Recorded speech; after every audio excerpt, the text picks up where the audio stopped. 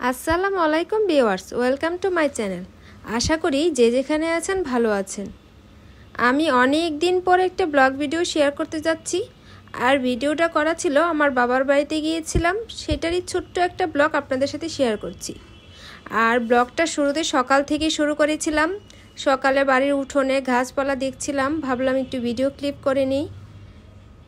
আর এই বাড়িতেই আমার বড় হয়ে ওঠা, বাড়িটাকে আমি খুবই মিস করি। আমাদের বাড়িতে প্রচুর পরিমাণে ফল গাছ রয়েছে, আর তা দেখে আমার খুবই শান্তি লাগে।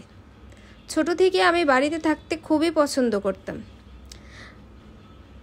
আর একটু পরেই সকালে নাস্তা শেষ করে, নাস্তাটা আর আমি ভিডিও ক্লিপ করিনি, আমাদের পুকুর থেকে মাছ ধরেছিল আমার বাবা, আর তাই আমার মা ভেজে দিয়েছিল। তারপর আর ভিডিও করা হয়নি। বাড়িতে গেলে তো সবাই মিলে গল্প করা, আড্ডা দেওয়া, ওইভাবে ভিডিও করাই হয়ে ওঠে না।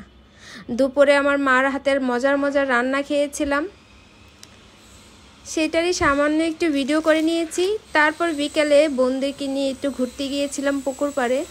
আর তখনই দেখতে পেরেছিলাম যে আমাদের বাড়ির সব ছেলেমেয়েরা জমিতে ফুটবল খেলছিল। আর তখনই সেই ছোটোবেলার স্মৃতিতে ফিরে গিয়েছিলাম। আমরাও যে কত খেলেছি, আর অনেক মজা লাগে, তাই না? বৃষ্টিতে কাদা কাদা হয়ে থাকে জমিগুলা, তাতে যদি আমরা কাদা মেখে নাই খেলতে পারি কেমনটা হয় বলেন তো।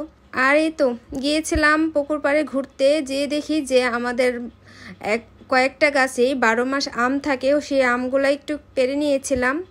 খুবই মিষ্টি আমগুলা ছিল, রূপালি আম। আর পারছিলাম বাবার সাথে, চাচাতো বোনদের সাথে, ভাস্তির সাথে।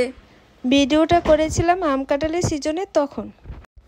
আর এই ভিডিওগুলো কিন্তু আমার আগেই করা ছিল, সময়ের ব্যস্ততার জন্য আমি ভিডিও আপলোড দিতে পারিনি। আর সন্ধ্যা দিয়ে ভিডিওটা আমি শেষ করেছি। কেমন লেগেছে প্লিজ কমেন্টস করে জানাবেন। যদি আমার ভিডিওটা ভালো লেগে থাকে প্লিজ আমার পাশে থেকে আমাকে সাপোর্ট করে যাবেন। যে যেখানে আছেন ভালো থাকবেন। আল্লাহ হাফেজ।